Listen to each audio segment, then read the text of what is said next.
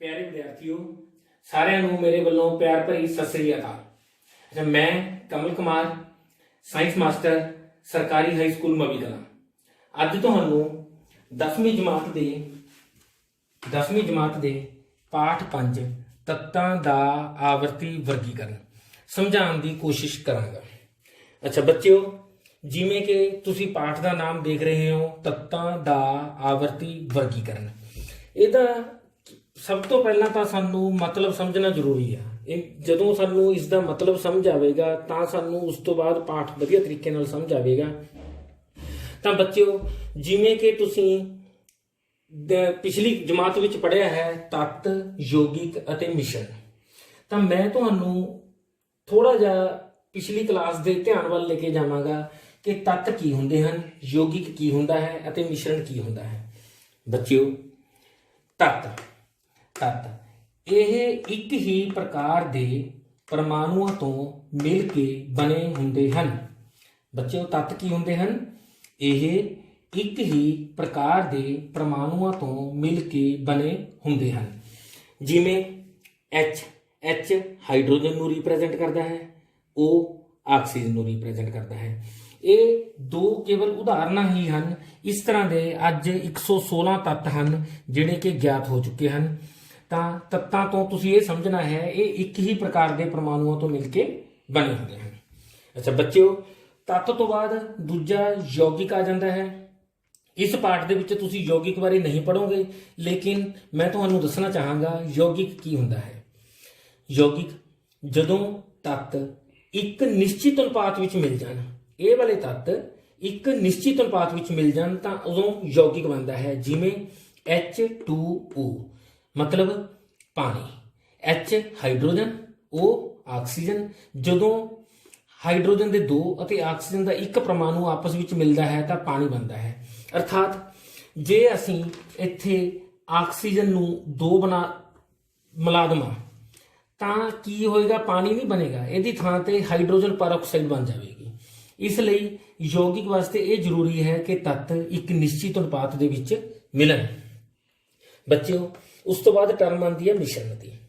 तो मिश्रण लिए असीं की कहांगे, यौगिक तो थोड़ी जी भिन्ना, क्योंकि यौगिक दे विच तत्त एक निश्चित अनुपात मिलते हैं तो मिश्रण च जदों तत्त एक निश्चित अनुपात विच ना मिले होण, मिले तो होण लेकिन अनुपात उन्हां दा निश्चित ना होवे। जिवें हवा, पानी अते नमक। हुण बच्चों, हवा दे विच बहुत सारियां गैसां, बहुत सारे तत्त घूम रहे हुंदे हन। किते इन्हां दी मात्रा घट होंदी है, किते इन्हां दी मात्रा वध होंदी है, अर्थात इन्हां दा अनुपात निश्चित नहीं होंदा। इसे तरह पानी दा फार्मूला H2O। इत्थे असीं तत्तां दा पाठ पढ़ना है, इस करके मैं तुहानूं दसना चाहांगा H हाइड्रोजन लई, O ऑक्सीजन लई। नमक दा फार्मूला है NaCl, Na सोडियम वास्ते ते क्लोरीन Cl क्लोरीन वास्ते। जदों पानी दे विच असीं नमक पाता तो कहण नूं ओह एक नमक का घोल तैयार हो गया साडे कोल, लेकिन किसी बच्चे ने नमक घट पाता, किसी ने वध पाता, घोल तो घोल है। तो इस करके ये एक मिश्रण तैयार होया, इहदे विच पानी अते नमक की कोई निश्चित मात्रा नहीं बनी। तो बच्चों, मैनूं उम्मीद आ तुसीं तत्त, यौगिक अते मिश्रण बारे बहुत चंगी तरह समझदे होवोगे। अच्छा बच्चों, हुण तत्तां दा आवर्ती वर्गीकरण। हुण इहदे विच ਇਹ ਆ ਵੀ ਜਿਹੜੇ ਤੱਤ ਨੇ, ਜਿਹੜੇ ਹੁਣ ਤੱਕ 116 ਤੱਤ ਲੱਭੇ ਗਏ ਹਨ, ਅਸੀਂ ਇਹਨਾਂ ਨੂੰ ਇੱਕ ਵਰਗੀਕਰਨ ਦੇ ਵਿੱਚ ਵੰਡਨੇ ਹਨ, ਇਹਨਾਂ ਨੂੰ ਇੱਕ ਸਿਸਟਮੈਟਿਕਲੀ ਅਰੇਂਜ ਕਰਨਾ ਹੈ। ਤਾਂ ਸਾਡੇ ਮਨ ਦੇ ਵਿੱਚ ਕੁਐਸਚਨ ਇਹ ਉੱਠਦਾ ਹੈ ਕਿ ਅਸੀਂ ਇਹਨਾਂ ਨੂੰ ਸਿਸਟਮੈਟਿਕਲੀ ਅਰੇਂਜ ਕਿਉਂ ਕਰੀਏ, ਕਿਉਂ ਕੀਤੇ ਜਾਣ? ਜੇ ਐਂ ਪਏ ਰਹਿਣ ਤਾਂ ਕੀ ਸਾਡਾ ਕੰਮ ਨਹੀਂ ਚੱਲੇਗਾ? ਤਾਂ ਬੱਚਿਓ, ਕਿਉਂਕਿ ਸਾਡੇ ਕੋਲ ਤੱਤ ਕਿੰਨੇ ਨੇ? 115 ਤੋਂ ਜ਼ਿਆਦਾ, ਅਰਥਾਤ 116 ਦੇ ਲਗਭਗ। ਤਾਂ ਜੇ ਅਸੀਂ ਤੱਤਾਂ, ਇਹਨਾਂ ਦੇ ਸਾਰਿਆਂ ਦੇ ਅਲੱਗ-ਅਲੱਗ ਗੁਣ ਹਨ। ਗੁਣਾਂ ਦੇ ਵਿੱਚ ਰਸਾਇਣਿਕ ਗੁਣ, ਭੌਤਿਕ ਗੁਣ, ਇਹਨਾਂ ਦੇ ਸਿੰਬਲ, ਇਹਨਾਂ ਦਾ ਪਰਮਾਣੂ ਅੰਕ, ਇਹਨਾਂ ਦਾ ਪਰਮਾਣੂ ਪੁੰਜ। ਤਾਂ ਜੇ ਅਸੀਂ ਇਹਨਾਂ ਨੂੰ ਉਲਟੇ-ਪੁਲਟੇ ਰੱਖ ਦੇਵਾਂਗੇ ਤਾਂ ਸਾਡੇ ਲਈ ਇਹ ਸਮਝਣਾ ਬਹੁਤ ਹੀ ਔਖਾ ਹੋ ਜਾਵੇਗਾ ਕਿ ਤੱਤ ਕੀ ਬੱਚਾ ਉਲਝ ਜਾਵੇਗਾ ਇਹਦੇ ਵਿੱਚ। ਤਾਂ ਬੱਚਿਓ, ਇਹਦੇ ਨਾਲ ਇਹਨੂੰ ਸਮਝਣ ਵਾਸਤੇ ਮੈਂ ਤੁਹਾਨੂੰ ਇੱਕ ਬਹੁਤ ਵਧੀਆ ਉਦਾਹਰਨ ਦੇਣੀ ਚਾਹਾਂਗਾ। बच्चों जिवें हुण आपां करियाने की दुकान ते जांदे हां ਕਰਿਆਨੇ ਦੀ ਦੁਕਾਨ ਤੇ ਬੱਚੇ ਨੇ ਜਾ ਕੇ ਇੱਕ ਨਹਾਉਣ ਵਾਲੀ ਸਾਬਣ ਮੰਗੀ। ਦੂਜਾ ਬੱਚਾ ਜਾ ਕੇ ਕਹਿੰਦਾ ਹੈ ਕਿ ਮੈਨੂੰ ਕੱਪੜੇ ਧੋਣ ਵਾਲੀ ਸਾਬਣ ਦੇ ਦਿਓ। ਤਾਂ ਤੁਸੀਂ ਬੱਚਿਓ ਕਰਿਆਨੇ ਦੀ ਦੁਕਾਨ ਦੇ ਵਿੱਚ ਧਿਆਨ ਨਾਲ ਦੇਖਿਆ ਹੋਵੇਗਾ ਕਿ ਨਹਾਉਣ ਵਾਲੀਆਂ ਸਾਬਣਾਂ ਇੱਕ ਖਾਨੇ 'ਚ ਲੱਗੀਆਂ ਹੋਈਆਂ ਹੁੰਦੀਆਂ ਹਨ ਤੇ ਕੱਪੜੇ ਧੋਣ ਵਾਲੀਆਂ ਸਾਬਣਾਂ ਦਾ ਜਿਹੜਾ ਪੋਰਸ਼ਨ ਹੁੰਦਾ ਹੈ ਉਹ ਅਲੱਗ ਬਣਾਇਆ ਹੋਇਆ ਹੁੰਦਾ ਹੈ। ਕਾਰਨ ਕਿਉਂਕਿ ਹੈਗੀ ਤਾਂ ਦੋਨੋਂ ਸਾਬਣ ਹੀ ਹੈ, ਕੋਈ ਫਰਕ ਨਹੀਂ, ਕਹਿਣ ਨੂੰ ਤਾਂ ਸਾਬਣ ਆ, ਲੇਕਿਨ ਇਹ ਨਹਾਉਣ ਵਾਲੀ ਹੈ ਅਤੇ ਇਹ ਕੱਪੜੇ ਧੋਣ ਵਾਲੀ ਹੈ। ਇਹਦੇ ਗੁਣ ਹੋਰ ਹਨ, ਇਹਦੇ ਗੁਣ ਹੋਰ ਹਨ, ਇਹਦਾ ਪ੍ਰਾਈਸ ਹੋਰ ਹੈ, ਇਹਦਾ ਪ੍ਰਾਈਸ ਹੋਰ ਹੈ। ਤਾਂ ਇਹਦੇ ਸਾਨੂੰ ਦੁਕਾਨਦਾਰ ਨੂੰ ਕੋਈ ਵੀ ਚੀਜ਼ ਲੱਭਣ ਦੇ ਵਿੱਚ ਆਸਾਨੀ ਰਹੇ ਤਾਂ ਉਹ ਇਹਨਾਂ ਚੀਜ਼ਾਂ ਨੂੰ ਅਲੱਗ-ਅਲੱਗ ਵਰਗੀਕ੍ਰਿਤ ਕਰ ਦੇਵੇਗਾ। ਇਸੇ ਤਰੀਕੇ ਨਾਲ ਸਾਡੇ ਵਿਗਿਆਨਿਕਾਂ ਨੇ ਵੀ ਜਿਹੜੇ 116 ਤੱਤ ਲੱਭੇ ਹਨ ਉਹਨਾਂ ਨੂੰ ਅਲੱਗ-ਅਲੱਗ ਵਿਵਸਥਿਤ ਕਰਨ ਦੀ ਕੋਸ਼ਿਸ਼ ਕੀਤੀ। ਹੁਣ ਇਹਦੇ ਵਿੱਚ ਸਭ ਤੋਂ ਪਹਿਲਾਂ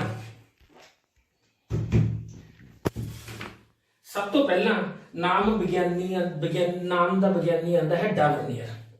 ਇਸ ਬੱਚਿਓ ਸਭ ਤੋਂ ਪਹਿਲਾ ਵਿਗਿਆਨੀ ਸੀ ਜਿਸ ਨੇ ਤੱਤਾਂ ਨੂੰ ਵਿਵਸਥਿਤ ਕਰਨ ਦੀ ਕੋਸ਼ਿਸ਼ ਕੀਤੀ। ਅੱਛਾ, ਨਾਲ ਮੈਂ ਤੁਹਾਨੂੰ ਇਹ ਵੀ ਦੱਸ ਦਵਾਂ ਬੱਚਿਓ, ਜਦੋਂ ਡਾਰਵਿਨੀਅਰ ਨਾਂ ਦੇ ਵਿਗਿਆਨੀ ਨੇ ਤੱਤਾਂ ਨੂੰ ਵਰਗੀਕ੍ਰਿਤ ਕਰਨ ਦੀ ਕੋਸ਼ਿਸ਼ ਕੀਤੀ ਤਾਂ ਉਸ ਟਾਈਮ 30 ਤੱਤ ਹੀ ਮੌਜੂਦ ਸਨ, ਕੇਵਲ ਅਰਥਾਤ ਉਸ ਨੂੰ ਕੇਵਲ 30 ਤੱਤਾਂ ਬਾਰੇ ਹੀ ਪਤਾ ਸੀ। ਤਾਂ ਡਾਰਵਿਨੀਅਰ ਨੇ ਕੀ ਕੀਤਾ ਬੱਚਿਓ, ਉਸਨੇ ਤਿੰਨ ਤੱਤਾਂ ਦੀ ਤਿੱਕੜੀ ਬਣਾ ਕੇ ਇੱਕ ਗੁੱਟ ਤਿਆਰ ਕਰ ਲਿਆ। ਅਰਥਾਤ 3 ਤੱਤ ਲਏ, 1 2 ਤੇ 3। ਉਹ 3 ਤੱਤਾਂ ਦੇ ਹੋਣ ਕਰਕੇ ਅਸੀਂ ਇਸ ਨੂੰ ਤਿੱਕੜੀ ਕਹਿ ਦਿੰਦੇ ਆ। ਤਾਂ ਇੱਕ ਗੁੱਟ ਤਿਆਰ ਕਰ ਲਿਆ, ਇਸੇ ਤਰ੍ਹਾਂ ਦੇ ਇੱਕ ਗੁੱਟ ਹੋਰ ਤਿਆਰ ਕਰ ਲਿਆ, ਉਸੇ ਤਰ੍ਹਾਂ ਦਾ ਤੀਜਾ ਇੱਕ ਗੁੱਟ ਹੋਰ ਤਿਆਰ ਕਰ ਲਿਆ। ਇਸ ਤਰ੍ਹਾਂ ਉਸਨੇ 3 ਗੁੱਟਾਂ ਦੇ 3 ਤੱਤਾਂ ਦੀ ਇੱਕ ਤਿੱਕੜੀ ਤਿਆਰ ਕੀਤੀ। ਉਹਨਾਂ ਤੱਤਾਂ ਨੂੰ ਉਸਨੇ ਪਰਮਾਣੂ ਪੁੰਜ ਦੇ ਵੱਧਦੇ ਕ੍ਰਮ ਵਿੱਚ ਰੱਖਿਆ। ਉਹਨਾਂ ਤੱਤਾਂ ਦਾ ਜਿਹੜਾ ਪਰਮਾਣੂ ਪੁੰਜ ਸੀ ਉਹਨੂੰ ਉਹਨੇ ਉਹਨਾਂ ਦੇ ਵੱਧਦੇ ਕ੍ਰਮ ਦੇ ਅਨੁਸਾਰ ਵਿੱਚ ਰੱਖ ਦਿੱਤਾ, ਵਰਗੀਕ੍ਰਿਤ ਕਰਨ ਦੀ ਕੋਸ਼ਿਸ਼ ਕੀਤੀ ਨਾ ਉਸਨੇ। ਤਾਂ ਉਸਨੇ ਉਹਨੂੰ ਵੱਧਦੇ ਕ੍ਰਮ ਵਿੱਚ ਰੱਖਿਆ। ਤਾਂ ਇਹ ਕਰਨ ਤੋਂ ਬਾਅਦ ਉਹਨੂੰ ਪਤਾ ਲੱਗਿਆ ਵੀ ਜਿਹੜਾ ਤਿੱਕੜੀ ਦੇ ਵਿੱਚ ਜਿਹੜਾ ਵਿਚਕਾਰਲਾ ਤੱਤ ਸੀ ਉਹਦਾ ਜਿਹੜਾ ਪਰਮਾਣੂ ਪੁੰਜ ਆ ਇਹਨਾਂ 2 ਤੱਤਾਂ ਦੇ ਪਰਮਾਣੂ ਪੁੰਜ ਦਾ ਮੱਧਮਾਨ ਸੀ। ਇਹਨਾਂ 2 ਤੱਤਾਂ ਦੇ ਪਰਮਾਣੂ ਪੁੰਜ ਦਾ ਮੱਧਮਾਨ ਵੀ ਵਿੱਚੋਂ ਕਹਿ ਸਕਦੇ ਆ, ਔਸਤ ਵੀ ਕਹਿ ਸਕਦੇ ਆ। ਇਸ ਚੀਜ਼ ਨੂੰ ਦੇਖੋ, ਤਿੱਕੜੀ ਵਿੱਚ ਵਿਚਕਾਰ ਵਾਲੇ ਤੱਤ ਦਾ ਪਰਮਾਣੂ ਪੁੰਜ ਆਲੇ ਦੁਆਲੇ ਯਾਨੀ ਕਿ ਇਹ ਵਾਲੇ ਆਲੇ ਦੁਆਲੇ ਦੇ ਤੱਤਾਂ ਦੇ ਪਰਮਾਣੂ ਪੁੰਜ ਦਾ ਮੱਧਮਾਨ ਸੀ। ਹੁਣ ਅਸੀਂ ਇਸ ਨੂੰ ਇੱਕ ਉਦਾਹਰਨ ਦੇ ਨਾਲ ਸਮਝਣ ਦੀ ਕੋਸ਼ਿਸ਼ ਕਰਾਂਗੇ। ਉਦਾਹਰਨ Ca Sr Ba। ਤਾਂ ਮੈਂ ਬੱਚਿਓ ਇਹਦੇ ਨਾਲ ਤੁਹਾਨੂੰ ਇਹਨਾਂ ਦੇ ਨਾਮ ਵੀ ਦੱਸਣਾ ਚਾਹਾਂਗਾ। Ca ਨੂੰ ਅਸੀਂ ਕੈਲਸ਼ੀਅਮ ਕਹਿੰਦੇ ਹਾਂ, Sr ਨੂੰ ਸਟ੍ਰੋਂਸ਼ੀਅਮ ਤੇ Ba ਨੂੰ ਬੇਰੀਅਮ। ਇਹ ਡਾਰਵਿਨੀਅਰ ਦੀ ਇੱਕ ਤਿੱਕੜੀ ਬਣਾਈ ਗਈ। ਤਾਂ ਇਹਦੇ ਵਿੱਚ ਕੈਲਸ਼ੀਅਮ ਦਾ ਪਰਮਾਣੂ ਪੁੰਜ 40 ਹੈ, ਸਟ੍ਰੋਂਸ਼ੀਅਮ ਦਾ 87 ਯਾਨੀ ਕਿ 87 ਹੈ, ਬੇਰੀਅਮ ਦਾ ਪਰਮਾਣੂ ਪੁੰਜ 137 ਅਰਥਾਤ 137 ਹੈ। ਹੁਣ ਜਿਵੇਂ ਕਿ ਮੈਂ ਤੁਹਾਨੂੰ ਸਮਝਾਇਆ ਸੀ ਆਲੇ ਦੁਆਲੇ ਦੇ 2 ਬਣਦੇ ਹਨ। ਤਾਂ 40 ਨੂੰ ਜਦੋਂ ਮੈਂ 137 ਵਿੱਚ ਜੋੜਿਆ ਤਾਂ ਦੇਖੋ 177 177 ਉਹਨਾਂ ਦਾ ਪੁੰਜ ਆ ਗਿਆ। ਤਾਂ ਜਦੋਂ ਮੈਂ ਔਸਤ ਕੱਢਣ ਦੀ ਬੱਚਿਓ ਦੋਆਂ ਦਾ ਆਪਾਂ ਨੇ ਜੋੜਿਆ ਸੀ ਤਾਂ 2 ਨਾਲ ਭਾਗ ਵੀ ਕੀਤੀ ਤਾਂ ਉਹਦਾ ਪਰਮਾਣੂ ਪੁੰਜ ਆ ਗਿਆ 88.5। ਜਦੋਂ ਭਾਗ ਕੀਤੀ ਤਾਂ ਵਿਚਕਾਰਲੇ ਤੱਤ ਦਾ ਜਿਹੜਾ ਪਰਮਾਣੂ ਪੁੰਜ ਸੀ ਉਹ ਕਿੰਨਾ ਸੀਗਾ 87, ਲਗਭਗ ਬਰਾਬਰ ਹੀ ਆ ਗਿਆ। ਤਾਂ ਡਾਰਵਿਨੀਅਰ ਦਾ ਬਸ ਆਹ ਫਾਰਮੂਲਾ ਸੀ। ਉਹਨੇ ਆਪਣੇ ਤੱਤਾਂ ਨੂੰ ਇੱਕ ਤਿੱਕੜੀ ਬਣਾ ਕੇ ਪੇਸ਼ ਕੀਤਾ ਜਿਹਦੇ ਵਿੱਚ ਵਿਚਕਾਰਲੇ ਤੱਤ ਦਾ ਜਿਹੜਾ ਪਰਮਾਣੂ ਪੁੰਜ ਸੀ ਆਲੇ ਦੁਆਲੇ ਦੇ ਤੱਤਾਂ ਦੇ ਪਰਮਾਣੂ ਪੁੰਜ ਦਾ ਔਸਤ ਸੀ। ਅੱਛਾ ਬੱਚਿਓ, ਇਹਦੀ ਨਾਲ ਮਿਲਦੀ ਜੁਲਦੀ ਇੱਕ ਉਦਾਹਰਨ ਹੋਰ ਦਿਖਾਣਾ ਤੁਹਾਨੂੰ। Li lithium, Na sodium, K potassium. Lithium ਦਾ ਪਰਮਾਣੂ ਪੁੰਜ 7, Na ਸੋਡੀਅਮ ਦਾ ਪਰਮਾਣੂ ਪੁੰਜ 23, K ਪੋਟਾਸ਼ੀਅਮ ਇਸ ਦਾ ਪਰਮਾਣੂ ਪੁੰਜ 39 ਯਾਨੀ ਕਿ 39 ਹੈ। ਤਾਂ ਬੱਚਿਓ ਆਲੇ ਦੁਆਲੇ ਦੇ ਤੱਤ ਲੀਥੀਅਮ ਤੇ ਪੋਟਾਸ਼ੀਅਮ। ਜਦੋਂ ਅਸੀਂ 7 ਨੂੰ 39 ਵਿੱਚ ਜੋੜਿਆ ਤਾਂ ਸਾਡੇ ਕੋਲ ਤਿਆਰ ਹੋਇਆ 46 ਨੂੰ ਜਦੋਂ ਅਸੀਂ ਉਹਦੀ ਔਸਤ ਕੱਢਾਂਗੇ 2 ਨਾਲ ਭਾਗ ਕਰਾਂਗੇ ਤਾਂ 23। ਬੱਚਿਓ ਇਹ ਤਾਂ ਬਿਲਕੁਲ 23 ਦੇ ਨਾਲ ਮਿਲ ਗਿਆ। ਇਹ ਤਾਂ ਲਗਭਗ ਵੀ ਨਹੀਂ ਕਹਿ ਸਕਦੇ ਅਸੀਂ, ਜਿਵੇਂ ਇੱਥੇ ਲਗਭਗ ਨੇੜੇ ਸੀ ਉਸੇ ਤਰ੍ਹਾਂ ਅਸੀਂ ਇਸ ਨੂੰ ਲਗਭਗ ਵੀ ਨੇੜੇ ਨਹੀਂ ਕਹਿ ਸਕਦੇ। ਇਹ ਤਾਂ ਬਿਲਕੁਲ ਇੱਕੋ ਨਾਲ ਦਾ ਆ ਗਿਆ। ਤਾਂ ਡਾਵਰਨੀਅਰ ਨੇ ਇਹ ਕੋਸ਼ਿਸ਼ ਕੀਤੀ ਸੀ। ਆਪਾਂ ਤੱਤਾਂ ਦੇ ਆਵਰਤੀ ਵਰਗੀਕਰਨ ਦੇ ਵਿੱਚ ਪਹਿਲਾ ਵਿਗਿਆਨੀ ਡਾਵਰਨੀਅਰ ਦੇ ਬਾਰੇ ਪੜ੍ਹ ਚੁੱਕੇ ਹਾਂ। ਅੱਛਾ, ਇਹਦੇ ਵਿੱਚ ਕੀ ਆ, ਮੈਂ ਤੁਹਾਨੂੰ ਦੱਸਿਆ ਸੀ ਸ਼ੁਰੂ ਦੇ ਵਿੱਚ ਵੀ 3 ਵਿਗਿਆਨੀ ਨੇ। ਪਹਿਲੇ ਵਿਗਿਆਨੀ ਬਾਰੇ ਆਪਾਂ ਨੇ ਪਤਾ ਕਰ ਲਿਆ।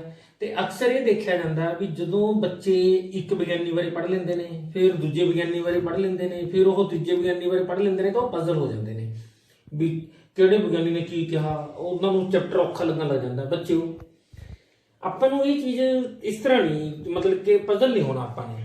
ਤਾਂ ਜਿਹੜਾ ਵਿਗਿਆਨੀ ਡਾਵਰਨੀਅਰ ਆ, ਉਹਦੇ ਬਾਰੇ ਬਸ ਆਪਾਂ ਨੇ ਇੰਨਾ ਤੇ ਯਾਦ ਰੱਖਣਾ ਵੀ ਇਸ ਦੇ ਟਾਈਮ ਤੇ 30 ਕੁ ਤੱਤ ਮੌਜੂਦ ਸਨ।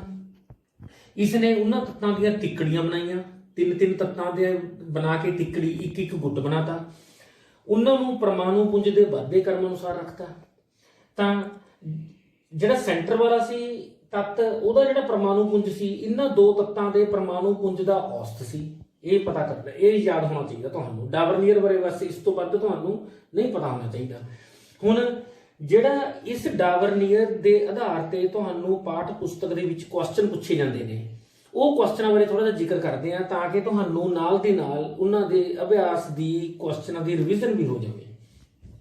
ਬੱਚਿਓ, ਪਹਿਲਾ ਕੁਐਸਚਨ ਆ ਤੁਹਾਡੀ ਬੁੱਕ ਦੇ ਵਿੱਚ, ਡਾਵਰਨੀਅਰ ਦੇ ਵਰਗੀਕਰਨ ਦੀਆਂ ਕੀ ਸੀਮਾਵਾਂ ਹਨ? ਸੀਮਾਵਾਂ ਬੱਚਿਓ, ਕਈ ਬੱਚੇ ਸੀਮਾਵਾਂ ਤੋਂ ਵੀ ਪਜ਼ਲ ਹੋ ਜਾਂਦੇ ਹਨ ਵੀ ਸੀਮਾਵਾਂ ਕੀ ਹੁੰਦੀਆਂ ਹਨ। ਤਾਂ ਸੀਮਾਵਾਂ ਦਾ ਮਤਲਬ ਹੈ ਕਮੀਆਂ। ਇਹਨੂੰ ਇੰਗਲਿਸ਼ ਦੇ ਵਿੱਚ ਲਿਮਿਟੇਸ਼ਨ ਵੀ ਬੋਲਦੇ ਹਨ। ਤਾਂ ਡਾਵਰਨੀਅਰ ਦੇ ਵਰਗੀਕਰਨ ਦੀਆਂ ਕੀ ਕੀ ਕਮੀਆਂ ਸਨ? ਕਿਉਂਕਿ ਆਪਾਂ ਨੇ ਪੜ੍ਹਿਆ ਵੀ 30 ਤੱਤ ਸੀ, 30 ਤੱਤ ਸੀ ਪਤਾ ਸੀ ਉਸ ਟਾਈਮ। ਤਾਂ 30 ਤੱਤਾਂ ਦੇ ਵਿੱਚ ਉਹਦਾ ਪਹਿਲਾ ਵਿਗਿਆਨੀ ਸੀ। ਤਾਂ ਨੇਚਰਲੀ ਹਰ ਇੱਕ ਬੰਦੇ ਤੋਂ ਕੋਈ ਨਾ ਕੋਈ ਗਲਤੀ ਹੁੰਦੀ ਹੈ। ਤਾਂ ਉਸ ਤੋਂ ਕੀ ਕੀ ਗਲਤੀਆਂ ਹੋਈਆਂ? ਨੰਬਰ 1, ਉਸਦੀ ਪਹਿਲੀ ਗਲਤੀ, ਪਹਿਲੀ ਸੀਮਾਵਾਂ, ਪਹਿਲੀ ਕਮੀ ਕੀ ਸੀ? ਇਸ ਸਮੇਂ ਤੱਕ ਕੁੱਲ 30 ਤੱਤ ਗਿਆਤ ਸਨ, ਪਰ ਇਸ ਵਿਗਿਆਨੀ ਨੇ 3-3 ਤੱਤਾਂ ਦੀਆਂ ਕੇਵਲ 3 ਤਿੱਕੜੀਆਂ ਅਰਥਾਤ ਕੁੱਲ 9 ਤੱਤਾਂ ਬਾਰੇ ਹੀ ਵਰਣਨ ਕੀਤਾ। ਬੱਚਿਓ, ਤੁਸੀਂ ਸਮਝ ਗਏ? ਤੱਤ ਸੀ 30।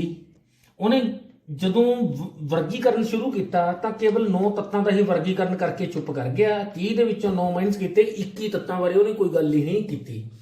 ਤਾਂ ਪਹਿਲੀ ਸਭ ਤੋਂ ਵੱਡੀ ਕਮੀ ਇਹ ਸੀ, ਕਿਉਂਕਿ ਜਦੋਂ ਉਹ ਕੰਮ ਕਰਨ ਲੱਗਿਆ ਸੀ ਤਾਂ ਉਹਨੂੰ ਚਾਹੀਦਾ ਸੀ ਉਹ 30 ਦੇ 30 ਤੱਤਾਂ ਨੂੰ ਵਰਗੀਕ੍ਰਿਤ ਕਰਦਾ। ਦੂਜੀ ਕਮੀ, ਇਸ ਵਿਗਿਆਨੀ ਨੇ ਤਿੱਕੜੀ ਬਣਾਉਣ ਲਈ ਰਸਾਇਣਿਕ ਗੁਣਾਂ ਦੀ ਥਾਂ ਤੇ ਪਰਮਾਣੂ ਪੁੰਜ ਨੂੰ ਮਹੱਤਤਾ ਦਿੱਤੀ, ਜੋ ਕਿ ਠੀਕ ਨਹੀਂ ਸੀ। ਬੱਚਿਓ, ਤਾਂ ਸਾਨੂੰ ਜਦੋਂ ਵੀ ਅਸੀਂ ਕਿਸੇ ਚੀਜ਼ ਨੂੰ ਵਰਗੀਕ੍ਰਿਤ ਕਰਦੇ ਹਾਂ ਤਾਂ ਸਾਨੂੰ ਉਹਦਾ ਸਾਰਾ ਕੁਝ ਧਿਆਨ 'ਚ ਰੱਖਣਾ ਪੈਂਦਾ।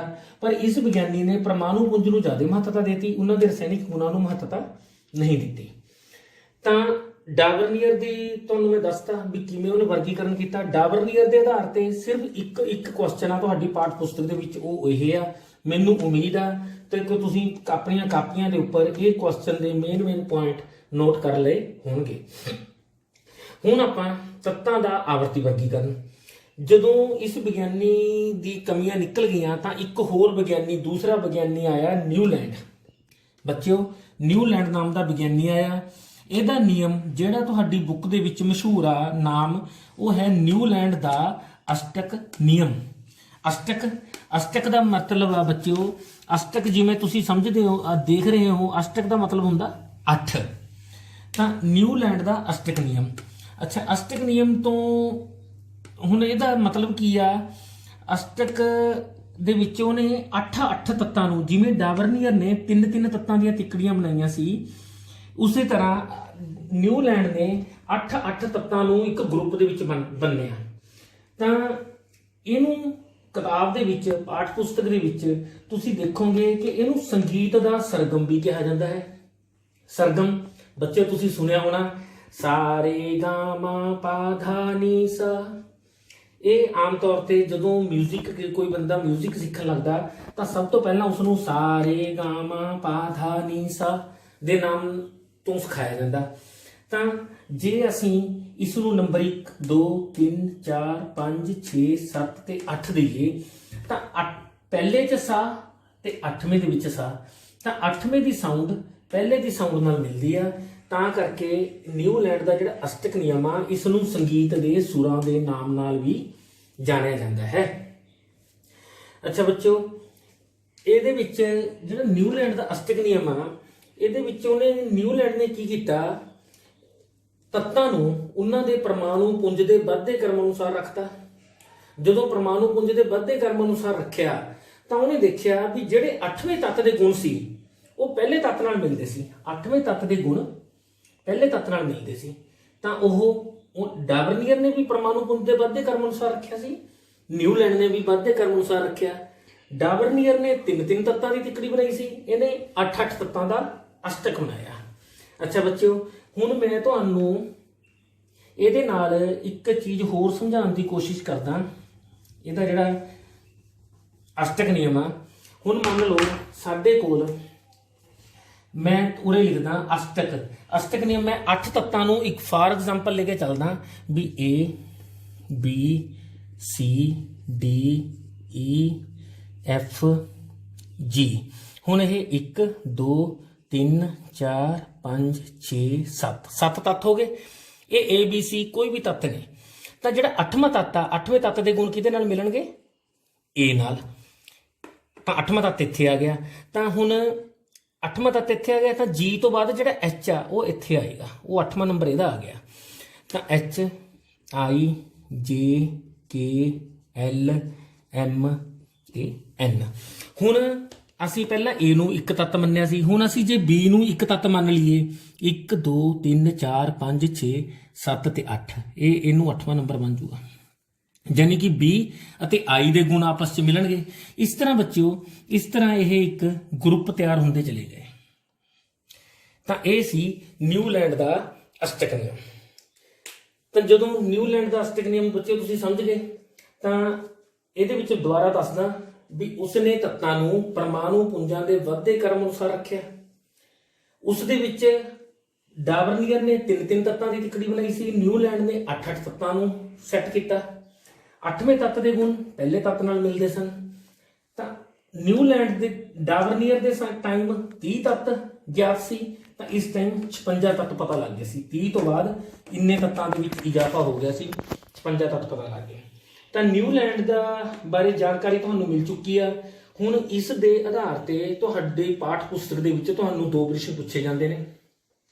ਪਹਿਲਾ ਪ੍ਰਸ਼ਨ, ਕੀ ਡਾਬਰਨੀਅਰ ਦੀਆਂ ਤਿੱਕੜੀਆਂ ਨਿਊਲੈਂਡ ਦੇ ਅਸ਼ਟਕ ਵਿੱਚ ਵੀ ਮਿਲਦੀਆਂ ਹਨ? ਤੁਲਨਾ ਕਰਕੇ ਪਤਾ ਕਰੋ। ਤਾਂ ਕਹਿਣ ਦਾ ਮਤਲਬ ਇਹ ਆ ਵੀ ਇਸ ਤੋਂ ਪਹਿਲਾ ਵਿਗਿਆਨੀ ਸੀ ਜਿਹੜਾ ਡਾਬਰਨੀਅਰ, ਕੀ ਜਿਹੜੀ ਉਹਦੀ ਤਿੱਕੜੀ ਆ ਉਹ ਨਿਊਲੈਂਡ ਦੇ ਅਸ਼ਟਕ ਨਾਲ ਵੀ ਮਿਲਦੀ ਆ? ਤਾਂ ਇਹ ਦੱਸਣਾ। ਤਾਂ ਬੱਚਿਓ ਇਹਦਾ ਉੱਤਰ ਹੈ ਹਾਂ। ਉਹਨੇ ਪੁੱਛਿਆ ਵੀ ਕੀ ਮਿਲਦੀਆਂ ਹਨ, ਤਾਂ ਸਾਡਾ ਉੱਤਰ ਹੈ ਹਾਂ। ਕਿਉਂ? ਹੁਣ ਅਸੀਂ ਡਾਬਰਨੀਅਰ ਦੀ ਤਿੱਕੜੀ, ਜਿਹੜੀ ਕਿ ਅਸੀਂ ਪਹਿਲਾਂ ਸਮਝ ਚੁੱਕੇ ਹਾਂ, ਉਹਦੀ ਤਿੱਕੜੀ ਦੀ ਗੱਲ ਕਰੀਏ ਤਾਂ ਡਾਬਰਨੀਅਰ ਨੇ ਤਿੱਕੜੀ ਬਣਾਈ ਸੀ Li lithium, Na sodium, K potassium. ਇਹ ਮੈਂ ਉਹਨਾਂ ਦੇ ਪਰਮਾਣੂ ਪੁੰਜ ਥੱਲੇ ਲਿਖੇ ਨੇ। ਹੁਣ ਮੈਂ ਥੱਲੇ ਪਰਮਾਣੂ ਅੰਕ ਲਿਖੇ ਨੇ। ਲੀਥੀਅਮ ਦਾ ਪਰਮਾਣੂ ਅੰਕ 3, ਸੋਡੀਅਮ ਦਾ ਪਰਮਾਣੂ ਅੰਕ 11 ਅਤੇ ਪੋਟਾਸ਼ੀਅਮ ਦਾ ਪਰਮਾਣੂ ਅੰਕ 19। ਤਾਂ ਹੁਣ ਆਪਾਂ ਇਸ ਨੂੰ ਅੱਗੇ ਸਮਝੀਏ। ਬੱਚਿਓ ਇਹ ਤਿੱਕੜੀ ਆ ਡਾਬਰਨੀਅਰ ਦੀ, ਲੀਥੀਅਮ, ਸੋਡੀਅਮ, ਪੋਟਾਸ਼ੀਅਮ। ਲੀਥੀਅਮ ਦਾ ਪਰਮਾਣੂ ਅੰਕ 3। ਤਾਂ ਹੁਣ ਨਿਊਲੈਂਡ ਨੇ ਬਣਾਇਆ ਸੀ ਅਸ਼ਟਕ। ਅਸ਼ਟਕ ਮੀਨਸ 8। ਤਾਂ ਜੇ 3 ਦੇ ਵਿੱਚ ਅਸੀਂ 8 ਜੋੜ ਦਈਏ ਤਾਂ ਪਰਮਾਣੂ ਅੰਕ ਬਣ ਜਾਂਦਾ 11। 11 ਕਿਹਦਾ? ਸੋਡੀਅਮ ਦਾ। 11 ਦੇ ਵਿੱਚ ਜੇ ਅਸੀਂ 8 ਜੋੜ ਦਈਏ ਤਾਂ ਪਰਮਾਣੂ ਅੰਕ ਕਿੰਨਾ ਬਣ ਜਾਂਦਾ? 19। 19 ਕਿਹਦਾ? ਪੋਟਾਸ਼ੀਅਮ ਦਾ। ਤਾਂ ਅਸੀਂ ਕਹਿ ਸਕਦੇ ਹਾਂ ਕਿ ਡਾਬਰਨੀਅਰ ਦੀ ਜਿਹੜੀ ਤਿੱਕੜੀ ਆ ਉਹ ਨਿਊਲੈਂਡ ਦੇ ਅਸ਼ਟਕ ਦੇ ਵਿੱਚ ਵੀ ਮਿਲਦੀ ਹੈ, ਕਿਉਂਕਿ 8ਵੇਂ ਤੱਤ ਦੇ ਗੁਣ ਪਹਿਲੇ ਤੱਤ ਨਾਲ ਮਿਲਦੇ ਹਨ। ਬੱਚਿਓ ਦੂਜਾ ਕੁਐਸਚਨ, ਹੁਣ ਨਿਊਲੈਂਡ ਨੇ ਆਪਣਾ ਸਿਧਾਂਤ ਪੇਸ਼ ਕਰਤਾ, ਲੇਕਿਨ ਨਿਊਲੈਂਡ ਦੇ ਸਿਧਾਂਤ 'ਚ ਵੀ ਕੁਝ ਕਮੀਆਂ ਰਹਿ ਗਈਆਂ। ਤਾਂ ਉਹਦੇ ਆਧਾਰ ਤੇ ਤੁਹਾਨੂੰ ਪਾਠ ਪੁਸਤਕ ਦੇ ਵਿੱਚ ਕੁਐਸਚਨ ਪੁੱਛਿਆ ਹੋਇਆ ਹੈ, ਨਿਊਲੈਂਡ ਦੇ ਅਸ਼ਟਕ ਦੀਆਂ ਕੀ ਸੀਮਾਵਾਂ ਹਨ? ਸੀਮਾਵਾਂ ਮੈਂ ਤੁਹਾਨੂੰ ਪਹਿਲਾਂ ਹੀ ਦੱਸ ਚੁੱਕਿਆ ਹਾਂ। ਸੀਮਾਵਾਂ ਅਰਥਾਤ ਕਮੀਆਂ। ਤਾਂ ਉੱਤਰ ਨੰਬਰ 1, ਇਹ ਸਿਧਾਂਤ ਕੇਵਲ Ca ਮੀਨਸ ਕੈਲਸ਼ੀਅਮ ਤੱਕ ਹੀ ਲਾਗੂ ਹੋ ਸਕਿਆ। ਅਰਥਾਤ ਨਿਊਲੈਂਡ ਨੇ ਜਿਹੜਾ ਅਸ਼ਟਕ ਦਾ ਨਿਯਮ ਬਣਾਇਆ ਉਹਦੇ ਵਿੱਚ ਕੈਲਸ਼ੀਅਮ ਤੱਕ ਤਾਂ ਸੈੱਟ ਬੈਠ ਗਿਆ, ਲੇਕਿਨ ਕੈਲਸ਼ੀਅਮ ਤੋਂ ਬਾਅਦ ਦੇ ਜਿਹੜੇ ਤੱਤ ਸੀ ਉਸ ਤੇ ਉਹ ਸਿਧਾਂਤ ਸੈੱਟ ਨਹੀਂ ਬੈਠਿਆ। ਦੂਸਰਾ ਪੁਆਇੰਟ, ਨਿਊਲੈਂਡ ਦੀ ਦੂਸਰੀ ਕਮੀ ਕੀ ਸੀ? ਨਿਊਲੈਂਡ ਨੇ ਕਿਹਾ ਕਿ ਕੁਦਰਤ ਵਿੱਚ ਕੁੱਲ 56 ਹੀ ਤੱਤ ਹਨ, ਇਸ ਤੋਂ ਬਾਅਦ ਕੋਈ ਵੀ ਨਵਾਂ ਤੱਤ ਨਹੀਂ ਲੱਭੇਗਾ, ਜੋ ਕਿ ਸੱਚ ਨਹੀਂ ਸੀ। ਬੱਚਿਓ ਹੁਣ ਇੱਥੇ ਇੱਕ ਗੱਲ ਸਾਨੂੰ ਪੜ੍ਹਾਈ ਦੇ ਨਾਲ ਨਾਲ ਸਿੱਖਣ ਵਾਲੀ ਇੱਕ ਸਾਨੂੰ ਗੱਲ ਹੋਰ ਮਿਲਦੀ ਆ ਕਿ ਸਾਨੂੰ ਕਦੇ ਵੀ ਬਿਨਾਂ ਸੋਚੇ ਸਮਝੇ ਬਿਆਨਬਾਜ਼ੀ ਨਹੀਂ ਕਰਨੀ ਚਾਹੀਦੀ। ਅਸੀਂ ਸਾਨੂੰ ਸਿਆਣੇ ਸਮਝਾਉਂਦੇ ਨੇ ਵੀ ਗੱਲ ਉਦੋਂ ਕਹਿਣੀ ਚਾਹੀਦੀ ਆ ਜਦੋਂ ਤੁਹਾਨੂੰ ਉਹਦਾ ਤਰਕ ਪਤਾ ਲੱਗੇ। ਤਾਂ ਇਸ ਵਿਗਿਆਨੀ ਨੇ ਵੀ ਇਹੀ ਗਲਤੀ ਕੀਤੀ। ਇਹ ਵਿਗਿਆਨੀ ਨੇ ਕਿਹਾ ਵੀ ਮੇਰੇ ਟਾਈਮ 56 ਤੱਤ ਸੀ ਤਾਂ ਬਸ 56 ਹੀ ਰਹਿਣਗੇ, ਇਸ ਤੋਂ ਬਾਅਦ ਨਵਾਂ ਨਹੀਂ ਲੱਭੇਗਾ। ਇਹਨੂੰ ਇਸ ਤਰ੍ਹਾਂ ਦੀ ਬਿਆਨਬਾਜ਼ੀ ਨਹੀਂ ਕਰਨੀ ਚਾਹੀਦੀ ਸੀ, ਜੋ ਕਿ ਇਹਦੇ ਲਈ ਗਲਤ ਸੀ। ਬਾਅਦ ਦੇ ਵਿੱਚ ਹੋਰ ਤੱਤ, ਹੁਣ ਤੁਸੀਂ ਪਤਾ ਹੀ ਹੈ ਤੁਹਾਨੂੰ ਕਿੰਨੇ ਤੱਤ ਲੱਭ ਚੁੱਕੇ ਨੇ, ਤੁਹਾਨੂੰ ਮੈਂ ਪੁੱਛਿਆ ਸੀ ਤੱਤ 116 ਤੱਤ ਲੱਭ ਚੁੱਕੇ ਨੇ, ਯਾਨੀ ਕਿ ਉਹ ਕਹਿੰਦਾ ਵੀ 56 ਤੋਂ ਬਾਅਦ ਨਹੀਂ ਲੱਭਣੇ, ਪਰ ਉਹ ਗਲਤ ਹੋ ਗਿਆ। ਅੱਛਾ, ਨਿਊਲੈਂਡ ਦੀ ਤੀਸਰੀ ਕਮੀ ਇਹ ਆ, ਜਿਹੜੇ ਤੱਤ ਬਾਅਦ ਵਿੱਚ ਲੱਭੇ ਗਏ ਉਹ ਵੀ ਅਸ਼ਟਕ ਦੇ ਨਿਯਮ ਅਨੁਸਾਰ ਸੈੱਟ ਨਹੀਂ ਬੈਠੇ। ਜਿਹੜੇ ਤੱਤ ਬੱਚਿਓ 56 ਤੋਂ ਬਾਅਦ ਜਿਹੜੇ ਤੱਤ ਹੋਰ ਲੱਭੇ ਤਾਂ ਵਿਗਿਆਨੀਆਂ ਨੇ ਉਹਨਾਂ ਤੱਤਾਂ ਨੂੰ ਇਹ ਅਸ਼ਟਕ ਨਿਯਮ ਬਣਾਉਣ ਦੀ ਕੋਸ਼ਿਸ਼ ਕੀਤੀ, ਤਾਂ ਜਦੋਂ ਦੇਖਿਆ ਤਾਂ ਉਹ ਵੀ ਸੈਟਿੰਗ ਨਹੀਂ ਬੈਠੀ। ਤਾਂ ਇੱਕ ਕਮੀ ਇਹ ਵੀ ਰਹੀ। ਚੌਥੀ ਕਮੀ, ਇਹ ਨਿਯਮ ਕੇਵਲ ਹਲਕੇ ਤੱਤਾਂ ਤੇ ਹੀ ਲਾਗੂ ਹੋ ਸਕਿਆ। ਤਾਂ ਬੱਚਿਓ ਜਿਹੜਾ ਨਿਊਲੈਂਡ ਦਾ ਅਸ਼ਟਕ ਨਿਯਮ ਸੀ ਉਹ ਕੇਵਲ ਹਲਕੇ ਤੱਤਾਂ ਤੇ ਹੀ ਲਾਗੂ ਹੋ ਸਕਿਆ, ਜਿਹੜੇ ਭਾਰੀ ਤੱਤ ਸੀ ਉਹ ਤੇ ਇਹ ਲਾਗੂ ਨਹੀਂ ਹੋਇਆ। ਹਾਂਜੀ ਬੱਚਿਓ, ਨਿਊਲੈਂਡ ਦਾ ਜਿਹੜਾ ਅਸ਼ਟਕ ਨਿਯਮ ਸੀ ਉਹਦੀਆਂ ਆਪਾਂ ਕਮੀਆਂ ਪੜ੍ਹ ਰਹੇ ਹਾਂ, ਤਾਂ ਉਹਦੀ ਪੰਜਵੀਂ ਕਮੀ ਕੀ ਆ? ਪੰਜਵੀਂ ਕਮੀ ਆ, ਨਿਊਲੈਂਡ ਨੇ ਆਪਣੀ ਸਾਰਣੀ ਵਿੱਚ ਆਪਣੀ ਸੁਵਿਧਾ ਅਨੁਸਾਰ ਦੋ ਅਸਮਾਨ ਤੱਤਾਂ ਨੂੰ ਤਾਂ ਇਕੱਠੇ ਰੱਖਤਾ, ਇੱਕ ਹੀ ਥਾਂ ਤੇ ਰੱਖ ਦਿੱਤਾ, ਅਤੇ ਕੁਝ ਸਮਾਨ ਤੱਤਾਂ ਨੂੰ ਵੱਖਰਾ ਵੱਖਰਾ ਕਰ ਦਿੱਤਾ। ਅਰਥਾਤ ਉਹਨੇ ਕੀ ਕੀਤਾ, ਉਹਨੇ ਆਪਣੀ ਫੈਸਿਲਿਟੀ ਦੇਖੀ ਵੀ ਮੇਰਾ ਨਿਯਮ ਕਿਵੇਂ ਸੈੱਟ ਬੈਠਦਾ, ਤਾਂ ਉਸ ਹਿਸਾਬ ਨਾਲ ਉਹਨੇ ਦੇਖਿਆ ਜਿਹੜੇ ਅਸਮਾਨ ਤੱਤ ਸੀ ਉਹਨਾਂ ਨੂੰ ਤਾਂ ਇਕੱਠੇ ਕਰਤਾ, ਜਿਹੜੇ ਸਮਾਨ ਤੱਤ ਸੀ ਉਹਨਾਂ ਨੂੰ ਵੱਖਰੇ ਵੱਖਰੇ ਕਰਤਾ। ਤਾਂ ਇੱਥੇ ਨਿਊਲੈਂਡ ਦਾ ਜਿਹੜਾ ਅਸ਼ਟਕ ਨਿਯਮ ਸੀ ਥੋੜਾ ਜਿਹਾ ਫੇਲ ਹੋ ਗਿਆ। ਇਸ ਤੋਂ ਬਾਅਦ ਇੱਕ ਹੋਰ ਵਿਗਿਆਨੀ, ਉਸਦਾ ਨਾਮ ਹੈ ਮੈਂਡਲੀਵ ਨੇ ਕੋਸ਼ਿਸ਼ ਕੀਤੀ ਤੱਤਾਂ ਦਾ ਆਵਰਤੀ ਵਰਗੀਕਰਨ ਕਰਨ ਦੀ। ਤਾਂ ਬੱਚਿਓ ਸਭ ਤੋਂ ਪਹਿਲਾਂ ਤਾਂ ਇੱਥੇ ਇਹ ਗੱਲ ਕਲੀਅਰ ਕਰ ਲਓ, ਡਾਵਰਨੀਅਰ ਦੇ ਟਾਈਮ 30 ਤੱਤ ਪਤਾ ਸੀ, ਨਿਊਲੈਂਡ ਦੇ ਟਾਈਮ 56 ਤੱਤ ਪਤਾ ਸੀ, ਮੈਂਡਲੀਵ ਦੇ ਟਾਈਮ 63 ਤੱਤ ਪਤਾ ਨੇ। ਤਾਂ ਮੈਂਡਲੀਵ ਨੇ ਕੀ ਕੀਤਾ? ਮੈਂਡਲੀਵ ਨੇ ਵੀ ਇਹਨਾਂ ਵਾਂਗੂ ਉਹੀ ਕੰਮ ਕੀਤਾ। ਜਦੋਂ ਤੱਤਾਂ ਨੂੰ ਉਹਨਾਂ ਦੇ ਪਰਮਾਣੂ ਪੁੰਜਾਂ ਦੇ ਵੱਧਦੇ ਕ੍ਰਮ ਅਨੁਸਾਰ ਵਰਗੀਕ੍ਰਿਤ ਕੀਤਾ ਤਾਂ ਇੱਕ ਨਿਸ਼ਚਿਤ ਕ੍ਰਮ ਤੋਂ ਬਾਅਦ ਤੱਤਾਂ ਦੇ ਰਸਾਇਣਿਕ ਗੁਣ ਦੁਹਰਾਏ ਗਏ। ਅਰਥਾਤ ਨਿਊਲੈਂਡ ਨੇ ਤੇ ਮੈਂਡਲੀਵ ਦੇ ਇਹਨਾਂ ਦੇ ਆਵਰਤੀ ਸਾਰਣੀਆਂ 'ਚ ਕੀ ਫਰਕ ਪਿਆ? ਨਿਊਲੈਂਡ ਨੇ ਕੀ ਕਿਹਾ? ਨਿਊਲੈਂਡ ਨੇ ਆਪਣਾ ਜਿਹੜਾ ਨਿਯਮ ਦਿੱਤਾ ਸੀ ਅਸ਼ਟਕ ਨਿਯਮ। ਅਸ਼ਟਕ ਨਿਯਮ ਦੇ ਵਿੱਚ ਕੀ ਸੀ ਵੀ ਨਿਊਲੈਂਡ ਕਹਿੰਦਾ ਵੀ ਜਿਹੜੇ ਮੇਰੇ 8ਵੇਂ ਤੱਤ ਦੇ ਗੁਣ ਨੇ ਉਹ ਪਹਿਲੇ ਤੱਤ ਨਾਲ ਮਿਲਣਗੇ, ਤੇ ਤੱਤਾਂ ਨੂੰ ਪਰਮਾਣੂ ਪੁੰਜ ਦੇ ਵੱਧਦੇ ਕ੍ਰਮ ਅਨੁਸਾਰ ਰੱਖਿਆ। ਉਹੀ ਕੰਮ ਮੈਂਡਲੀਵ ਨੇ ਕੀਤਾ। ਮੈਂਡਲੀਵ ਨੇ ਵੀ ਤੱਤਾਂ ਨੂੰ ਪਰਮਾਣੂ ਪੁੰਜ ਦੇ ਵੱਧਦੇ ਕ੍ਰਮ ਅਨੁਸਾਰ ਵਿਵਸਥਿਤ ਕੀਤਾ, ਪਰ ਉਹ ਇਹ ਗੱਲ ਕਹਿਣ ਤੋਂ ਬਚਿਆ ਵੀ ਕਿੰਨਵੇਂ ਤੱਤ ਦੇ ਗੁਣ ਕਿਹੜੇ ਤੱਤ ਨਾਲ ਮਿਲਣਗੇ। ਬਸ ਉਹਨੇ ਕਿਹਾ ਇੱਕ ਨਿਸ਼ਚਿਤ ਕ੍ਰਮ ਤੋਂ ਬਾਅਦ। ਕਹਿਣ ਦਾ ਮਤਲਬ ਉਹਨੇ ਕੀ ਕੀਤਾ, ਮੈਂ ਇੱਥੇ ਤੁਹਾਨੂੰ ਸਮਝਾਉਣਾ ਚਾਹਾਂਗਾ। ਮੈਂਡਲੀਵ ਨੇ ਕੀ ਕੀਤਾ, 63 ਤੱਤ ਪਤਾ ਸੀ ਤਾਂ ਉਹਨੇ 63 ਕਾਰਡ ਲਏ ਬੱਚਿਓ। ਇਸ ਤਰ੍ਹਾਂ ਕਰਕੇ ਉਹਨੇ 63 ਕਾਰਡ ਬਣਾ ਲਏ, ਇੱਕ ਇੱਕ ਕਰਕੇ 63 ਕਾਰਡ। ਇਹ ਮੈਂ ਫਾਰ ਐਗਜ਼ਾਮਪਲ ਦੱਸ ਰਿਹਾ ਤੁਹਾਨੂੰ। ਤਾਂ ਉਸਨੇ ਇਸ ਤਰ੍ਹਾਂ 63 ਕਾਰਡ ਲਏ, ਇਹ 1 2 3 4 5 ਤੇ 6, ਇਸ ਤਰ੍ਹਾਂ ਉਹਨੇ 63 ਕਾਰਡ ਲੈ ਲਏ। ਇਹਨਾਂ 63 ਕਾਰਡਾਂ ਦੇ ਉੱਪਰ ਉਹਨਾਂ ਨੇ ਤੱਤਾਂ ਦੇ ਨਾਮ ਲਿਖਣੇ ਸ਼ੁਰੂ ਕਰਤੇ, ਉਹਨਾਂ ਦੇ ਪਰਮਾਣੂ ਪੁੰਜ ਲਿਖਣੇ ਸ਼ੁਰੂ ਕਰਤੇ, ਉਹਨਾਂ ਦੇ ਰਸਾਇਣਿਕ ਗੁਣ ਲਿਖਣੇ ਸ਼ੁਰੂ ਕਰਤੇ, ਉਹਨਾਂ ਦੇ ਭੌਤਿਕ ਗੁਣ ਲਿਖਣੇ ਸ਼ੁਰੂ ਕਰਤੇ।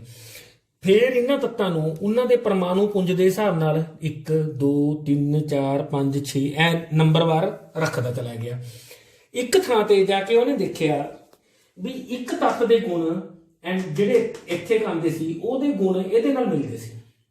ਉਹਨੇ ਕੀ ਕੀਤਾ, ਮੰਨ ਲਓ 7ਵੇਂ ਦੇ ਗੁਣ ਮਿਲਦੇ ਸੀ, ਉਹਨੇ ਉਹ ਤੱਤ 7ਵਾਂ ਇੱਥੇ ਰੱਖਤਾ। ਹੁਣ 8ਵੇਂ ਦੀ ਵਾਰੀ ਆ ਗਈ। ਹੁਣ ਮੰਨ ਲਓ 8ਵਾਂ ਤੱਤ ਸੀ ਬੱਚਿਓ, ਫਾਰ ਐਗਜ਼ਾਮਪਲ ਚੱਲ ਰਹੀ ਹੈ ਗੱਲ, ਜਿਹੜਾ 8ਵਾਂ ਤੱਤ ਸੀ ਉਹਦੇ ਗੁਣ ਇਹ ਤੱਤ ਦੇ ਗੁਣ ਨਾਲ ਮਿਲਦੇ ਸੀ। ਤਾਂ ਉਹਨੇ ਕੀ ਕੀਤਾ, ਇਹਨੂੰ ਜਿਵੇਂ ਆਪਾਂ ਕਹਿੰਦੇ ਨਾ ਖਾਲੀ ਥਾਂ, ਇੱਥੇ ਖਾਲੀ ਥਾਂ ਛੱਡਤੀ ਤੇ 8ਵਾਂ ਤੱਤ ਇੱਥੇ ਲਾਤਾ। ਹੁਣ 9ਵਾਂ ਤੱਤ ਆ ਗਿਆ, 8ਵੇਂ ਤੋਂ ਬਾਅਦ 9ਵੇਂ ਨੰਬਰ ਕਾਰਡ ਦੀ ਵਾਰੀ ਸੀ। ਜਦੋਂ 9ਵਾਂ ਨੰਬਰ ਕਾਰਡ ਦੇਖਿਆ ਤਾਂ ਉਹਦੀ ਗੁਣ 6ਵੇਂ ਤੱਤ ਨਾਲ ਮਿਲਦੇ ਸੀ, ਤਾਂ ਉਹਨੇ ਇੱਥੇ 2 ਖਾਲੀ ਥਾਵਾਂ ਛੱਡਤੀਆਂ, ਤਾਂ ਉਹਨੇ ਇੱਥੇ 9ਵਾਂ ਤੱਤ ਰੱਖਤਾ। ਹੁਣ ਆ ਗਿਆ 10ਵਾਂ ਤੱਤ। 10ਵੇਂ ਤੱਤ ਦੇ ਗੁਣ 9ਵੇਂ ਨਾਲ ਹੀ ਮਿਲਦੇ ਸੀ, ਤਾਂ ਉਹਨੇ ਕੀ ਕਿਹਾ, ਉਹਨੇ ਕੀ ਕੀਤਾ, 10ਵਾਂ ਤੱਤ ਵੀ ਇਹਦੇ ਉੱਪਰ ਹੀ ਰੱਖਤਾ, ਇੱਥੇ ਰੱਖਤਾ। ਤਾਂ ਕਹਿਣ ਦਾ ਮਤਲਬ ਉਹ ਇਸ ਤਰ੍ਹਾਂ ਖਾਲੀ ਥਾਵਾਂ ਛੱਡਦਾ ਚਲਾ ਗਿਆ ਵੀ ਇਹ ਖਾਲੀ ਥਾਵਾਂ ਤਾਂ ਛੱਡੀਆਂ ਕਿਉਂਕਿ ਨਿਊਲੈਂਡ ਨੇ ਕਿਹਾ ਸੀ ਵੀ 56 ਤੱਤ ਨੇ, ਇਸ ਤੋਂ ਬਾਅਦ ਕੋਈ ਤੱਤ ਨਹੀਂ ਖੋਜਿਆ ਜਾਊਗਾ।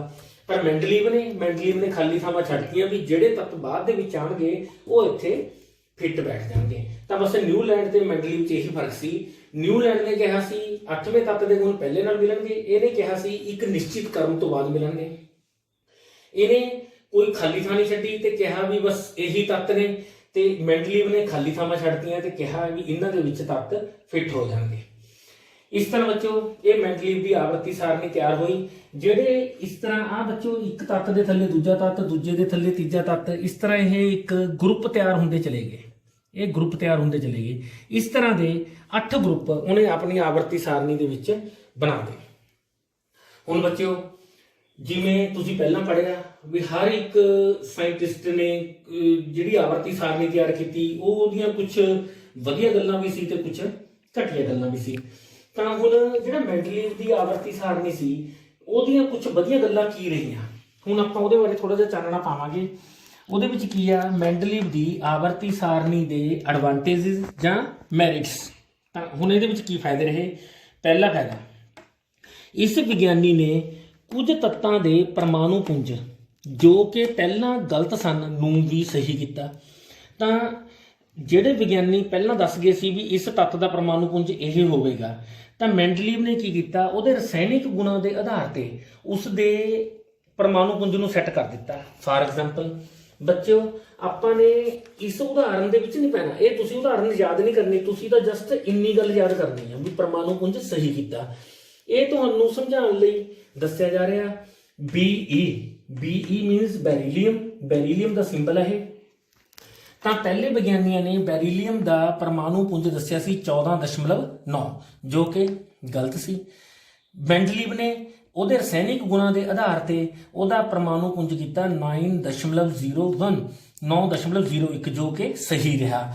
ਇਹ ਮੈਂਡਲੀਵ ਨੇ ਜਦੋਂ ਸੈੱਟ ਕੀਤਾ ਤਾਂ ਬਾਅਦ ਦੇ ਵਿੱਚ ਵੀ ਇਹ ਚੀਜ਼ ਸਹੀ ਪਾਈ ਗਈ। ਕੱਲੀ ਇਹ ਨਹੀਂ ਸੀ ਵੀ ਇਹ ਵਿਗਿਆਨੀ ਨੇ ਕਹਿਤਾ ਤਾਂ ਆ ਸਹੀ ਆ, ਲੇਕਿਨ ਬਾਅਦ ਦੇ ਵਿੱਚ ਜਦੋਂ ਖੋਜਾਂ ਹੋਈਆਂ ਤਾਂ ਪਤਾ ਲੱਗਿਆ ਵੀ ਬੈਰੀਲੀਅਮ ਦਾ ਜਿਹੜਾ ਪਰਮਾਣੂ ਪੁੰਜ ਹੈ ਇਹੀ ਸਹੀ ਮੰਨਿਆ ਗਿਆ। ਦੂਸਰਾ ਐਡਵਾਂਟੇਜ ਕੀ ਰਿਹਾ, ਇਸ ਵਿਗਿਆਨੀ ਨੇ ਆਪਣੀ ਸਾਰਣੀ ਵਿੱਚ ਖਾਲੀ ਥਾਵਾਂ ਛੱਡੀਆਂ। ਜਿਵੇਂ ਬੱਚਿਓ ਮੈਂ ਤੁਹਾਨੂੰ ਦੱਸਿਆ ਉਰੇ ਆਪਣੀ ਸਾਰਣੀ ਦੇ ਵਿੱਚ ਖਾਲੀ ਥਾਵਾਂ ਛੱਡੀਆਂ ਤਾਂ ਜੋ ਬਾਅਦ ਦੇ ਵਿੱਚ ਖੋਜੇ ਜਾਣ ਵਾਲੇ ਤੱਤ ਇਸ ਵਿੱਚ ਫਿੱਟ ਹੋ ਜਾਣ। ਤਾਂ ਇਹਨੇ ਇੱਕ ਇਹ ਵੀ ਇਹਨੇ ਖੋਜ ਨੂੰ ਬੰਦ ਨਹੀਂ ਕੀਤਾ ਵੀ ਇਹ ਖੋਜ ਇੱਥੇ ਹੀ ਬੰਦ ਹੋ ਗਈ, ਇਸ ਤੋਂ ਬਾਅਦ ਕੋਈ ਤੱਤ ਨਹੀਂ ਖੋਜਿਆ ਜਾਊਗਾ। ਇਹਨੇ ਆਪਣੀ ਸਾਰਣੀ ਦੇ ਵਿੱਚ ਖਾਲੀ ਥਾਵਾਂ ਛੱਡ ਦਿੱਤੀਆਂ। ਅੱਛਾ, ਤੀਸਰਾ ਐਡਵਾਂਟੇਜ ਹੁਣ ਤੁਸੀਂ ਦੇਖੋਗੇ।